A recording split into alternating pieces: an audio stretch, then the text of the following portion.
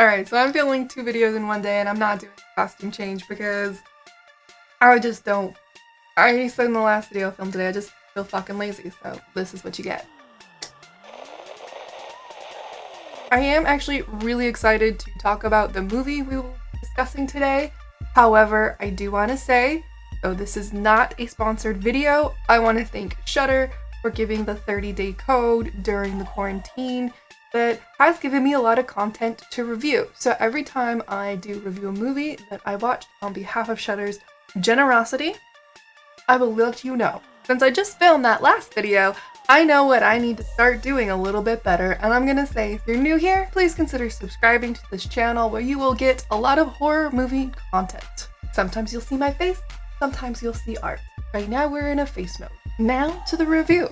Today we're going to be talking about All Cheerleaders Die, and my desk is shaking. I should not move the way I just did, apparently. This is a movie I wouldn't take too seriously, at all, but overall it was a really fun horror movie that had some different unique things to offer. It wasn't what I expected when I turned it on. It does set up for a sequel, and I'll be honest, I'm not interested in the sequel. Though some of the characters had interesting aspects about them, they all still felt flat, and I really don't fucking care what happens from here. But I did enjoy this movie as a whole. The basic premise of this movie is that a rebel girl in high school wants to get revenge on the football captain, so she joins the cheerleading squad to get close and have that kind of opportunity. But supernatural shit starts to happen and kind of fucks up her plans hardcore. This movie is written and directed by Lucy McKee and Chris Silverstein. That's the spelling. This movie does star Sydney Allison, Sharon Arnold, and Shay Astar. Part of the supernatural twist, I'm not gonna really call it a spoiler because it happens pretty quickly into the plot, is this is a unique take on magical influenced zombies. Or vampires, or both. You get to decide what you want to go for once you get through this movie. That's what I'm going to leave it at. I think they're magic zombies. The acting overall was enjoyable. Some of the characters were kind of bland, but their interactions with each other and how they related were more interesting.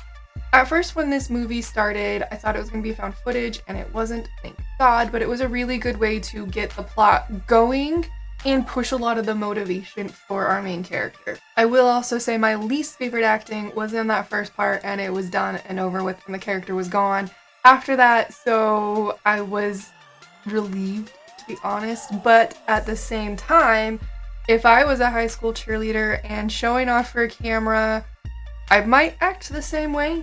I don't know. I've never been a high school cheerleader and acted in front of a camera, so I just do the in front of a camera shit. Overall, the story kept me on my toes and guessing, but I also wasn't putting too much thought into it because it's really just a don't take it serious, just have fun with it type of a movie.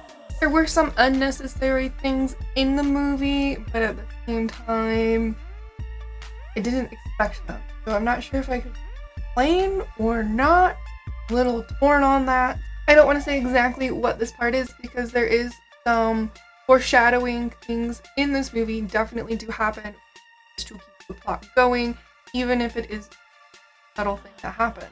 My favorite death was when our antagonist, when the antagonist gets killed. I'm not even going to say spoiler alert, but I'm also going to put the moral of the story as revenge may be sweet, but oh, it go wrong.